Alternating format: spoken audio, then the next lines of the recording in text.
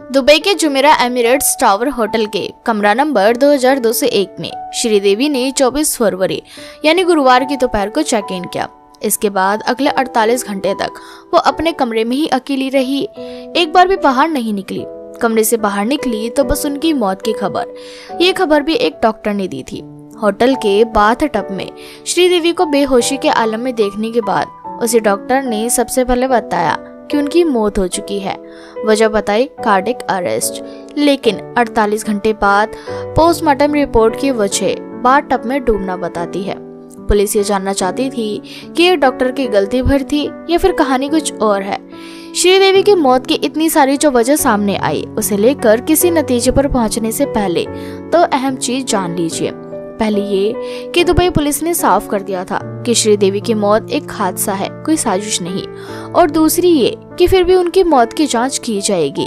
इस बारे में उनके तमाम करीबियों से भी पूछताछ की गई थी। उनके पति बोनी कपूर से तो रविवार और सोमवार को दुबई पुलिस ने पूछताछ भी की थी। श्रीदेवी की मौत की जांच दुबई पुलिस से लेकर दुबई पब्लिक प्रोसिक्यूशन को भी सौंप दी गई है। अब आइए बताते हैं कि आखिर 24 फरवरी यानी शनिवार को दुबई के जुमेरा एमिरेट्स टावर होटल के कमरा नंबर 2201 में क्या हुआ था। दरअसल श्रीदेवी इस होटल में 2 दिन पहले आई थी। इससे पहले वो दुबई के करीब रसल खेमा में थी। वहां उनके पति बोनी कपूर के भांजे की शादी थी। शादी के बाद बोनी कपूर और उनकी छोटी बेटी मुंबई लौट आए थे, जबकि श्रीदेवी दुबई में ही रुक गई। दुबई में श्रीदेवी की बहन भी रहती है। होटल स्टाफ के मुताबिक श्रीदेवी 48 घंटे तक होटल के अपने कमरे से बाहर नहीं निकली थी। इस दौरान वो लगातार अकेली थी। उधर बोनी कपूर भारत लौटने के बाद लखनऊ चले गए थे, जहां इन्वेस्टर समिट थी। लखनऊ से लौटकर वो फिर मुंबई आए। मुंबई में उनके एक दोस्त शेट्टी का जन्मदिन था। इसके बाद 24 फरवरी को दोपहर की फ्लाइट से वो वापस दुबई जाते हैं। उनके दुबई आने की खबर श्रीदेवी को नहीं थी। देर शाम वो होटल पहुंचकर श्रीदेवी को सरप्राइज देते हैं। इस बीच लगभग उसी वक्त बोनी कपूर के भाई संजय कपूर दुबई से मुंबई लौट रहे होते हैं। उनकी भी श्रीदेवी से कोई मुलाकात नहीं होती। अब होटल के कमरे के अंदर की 2 कहानी है। एक कहानी कहती है कि बोनी कपूर पहले होटल पहुंचते हैं, श्रीदेवी से कुछ देर तक बातें करते हैं और फिर श्रीदेवी को बाहर डिनर पर ले जाने के लिए तैयार होने को कहते हैं। इसी के बाद श्रीदेवी बाथरूम में जाती है, मगर जब 15 मिनट तक दरवाजा नहीं खुलता तो वो आवाज देते हैं। फिर भी दरवाजा नहीं खुलता तो धक्का देकर दरवाजा खोलते हैं। श्रीदेवी अंदर बाथ टब में बेहोश पड़ी थी। इसी के बाद बोनी कपूर पहले अपने एक दोस्त और फिर पुलिस को फोन करते हैं। दूसरी कहानी ये है कि जिस वक्त श्रीदेवी बाथरूम में गई तब बोनी कपूर होटल में नहीं थे। श्रीदेवी ने रूम सर्विस को फोन कर पीने का पानी मंगाया था। इसके बाद वो बाथरूम में चली गई।